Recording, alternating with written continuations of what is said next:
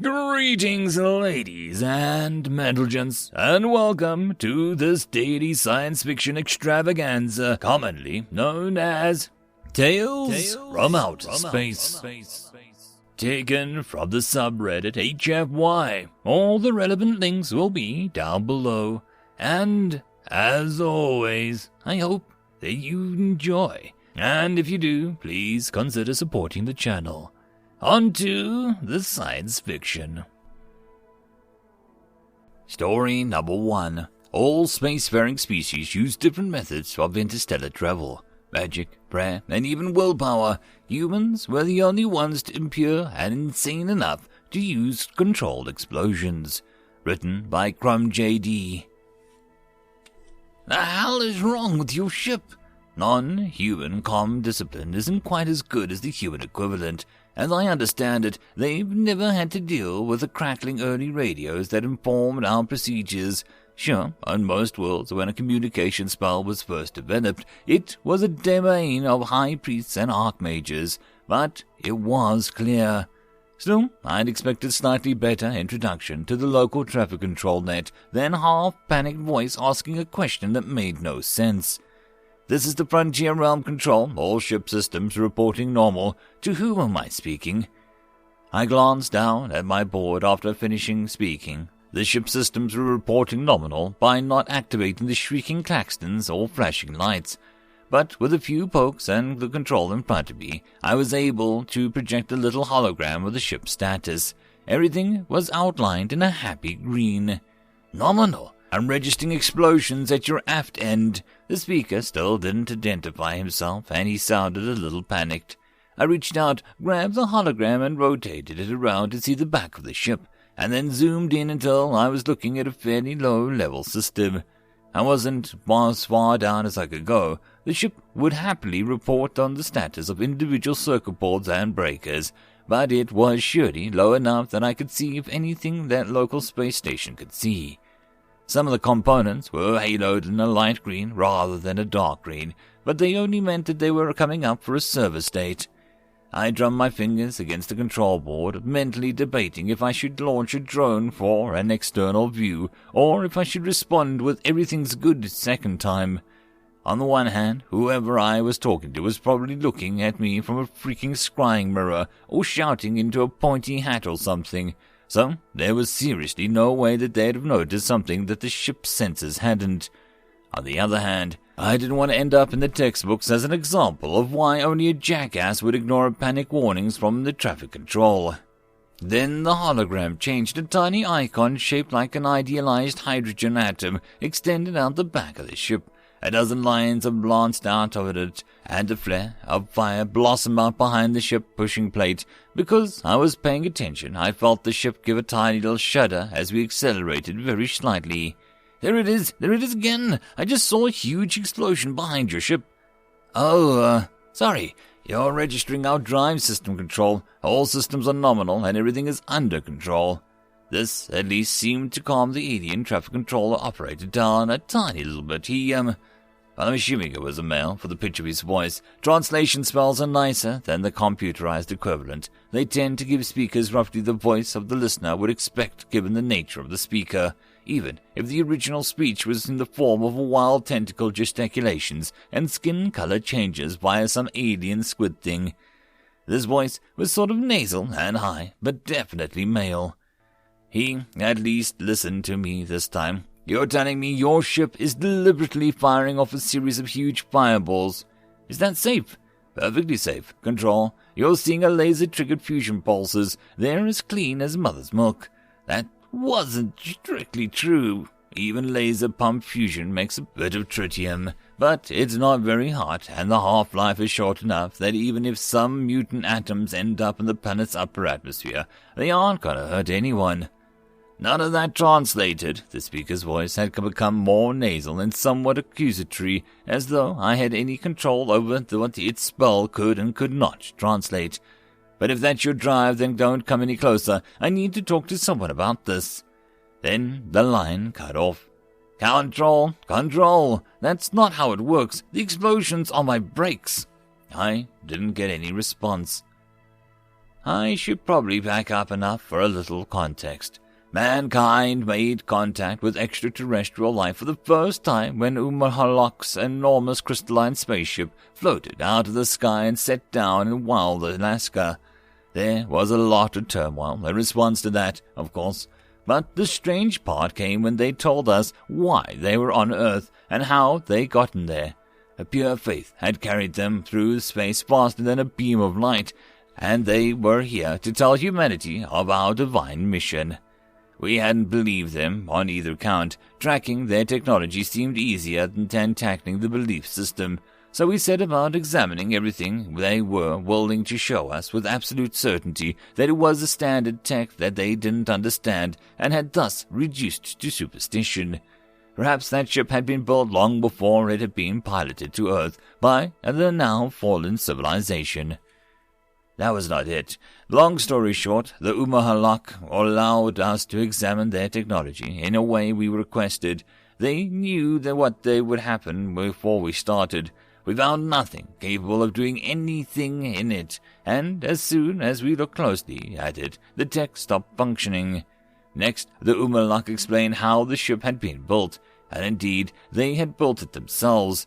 The crystals that made up were grown over the course of 3 generations, nurtured by the prayers of their entire civilization. A holy order of monks was founded to slowly shape the crystals into livable spaces and workable power focuses. And when the end of construction was finally in sight, 12 times as many traveler priests would normally be needed were taught the chains and hymns of the fast travel and the breathable air. The very best of the group were selected to pilot the ship, and only with the extraordinary effort were they able to land the ship on Earth, and then only by keeping it well away from most population. Then they explained humanity's divine mission. In the beginning, God created the universe.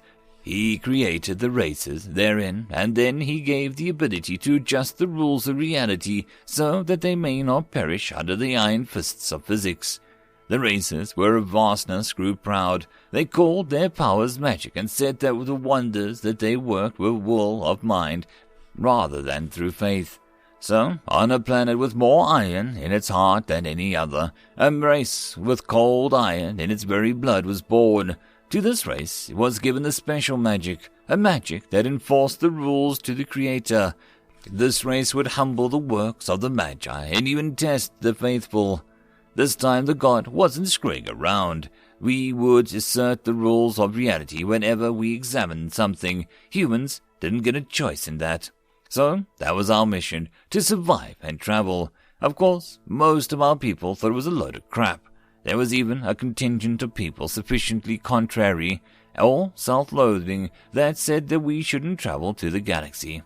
However, the general reaction was, "That's a great big fantastic universe out there, and you're gonna help us get to it. Well, praise the alien lord and pass the booster rockets." A new space race was on.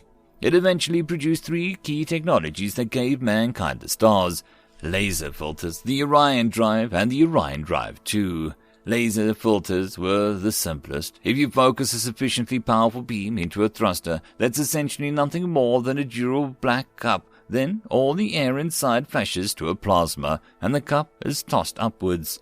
Do that a few thousand times to the cup, and, well, anything is attached to is in space, without the brutal constraints imposed by the device having its own fuel on it. All the research into lasers let us crack fusion. We were massively aided in this by having allies who could magically mine metallic hydrogen from the gas giants. We probably could have built Orion drives with fission devices, but it was an almost perfect drive with laser-pumped false fusion. The Orion 2 wasn't related to the Orion drive from the engineering standpoint, but the bridge radio clicked on again and brought me to a still nasal and slightly frustrated second voice of control. Okay, I talked to my boss, who talked to his boss, who talked to the diplomatic officers. For some reason, I've got to let you do machine approach, so here you go. Park it on there and try not to blow up. Well, not any more than you already are.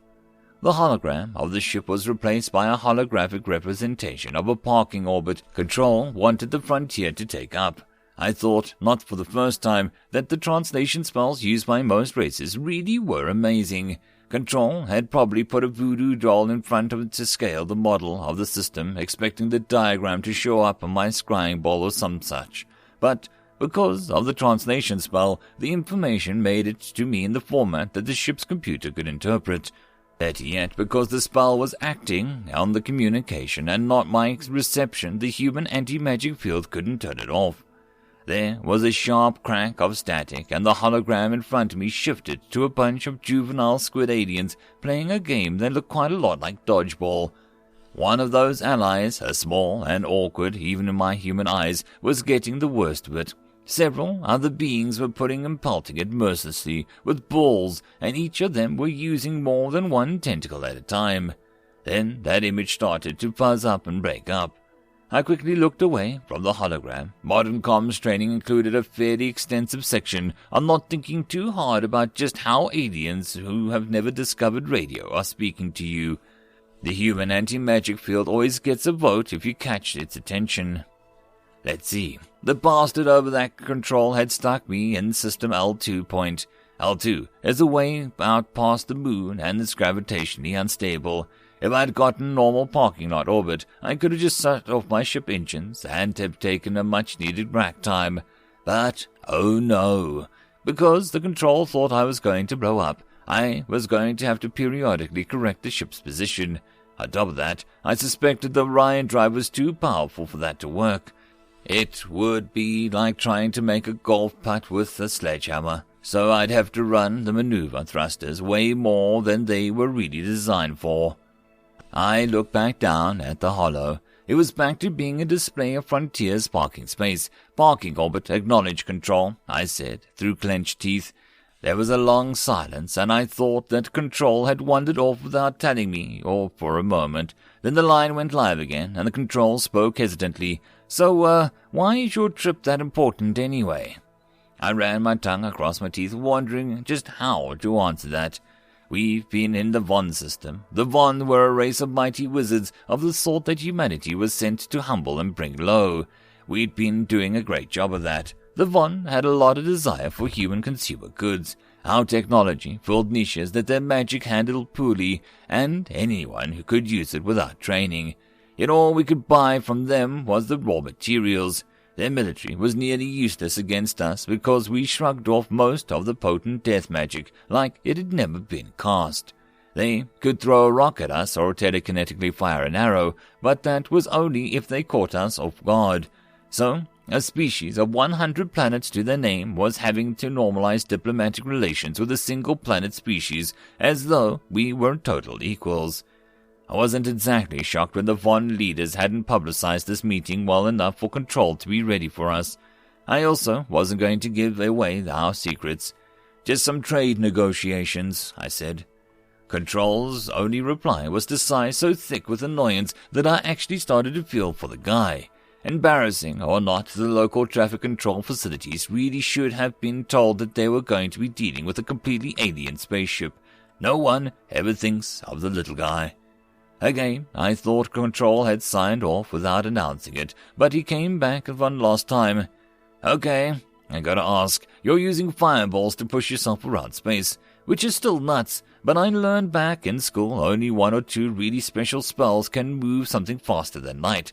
Pyromancy definitely doesn't do it, so how did you make the interstellar leg of your trip? The Orion 2 wasn't related to the Orion drive from an engineering standpoint, but were philosophical and spiritual brothers. Humanity couldn't learn directly from the Umhalak, but we could stand away over there with a particle detector, which they used miracles to torment space-time, and the Umhalak just loved to do that for us because they basically saw it as helping angels learn God's will. Eventually, we learned to make a GEC, a gravity-emitting circuit.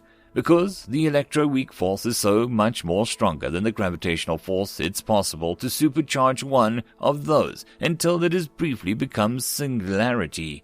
If you toss such an artificial black hole in front of a ship, the lace enough GECs through the ship, the forced gradient across it, so even so, you don't get spaghettified. You've got an FTL drive. Better yet, if you use a second artificial singularity inside the first, or a third in the second one, or a fourth in the third one, and so on, you can get really, really fast indeed. It annoys physicists and mathematicians, because they can't even begin to describe where the ship is after this bit of frickery. But the tech tested is safe. At least it's safe for human equipment and Earth life. It is not safe for the Umrlok. We learned that one when the High Priest took a historic first ride on one of the holy vessels.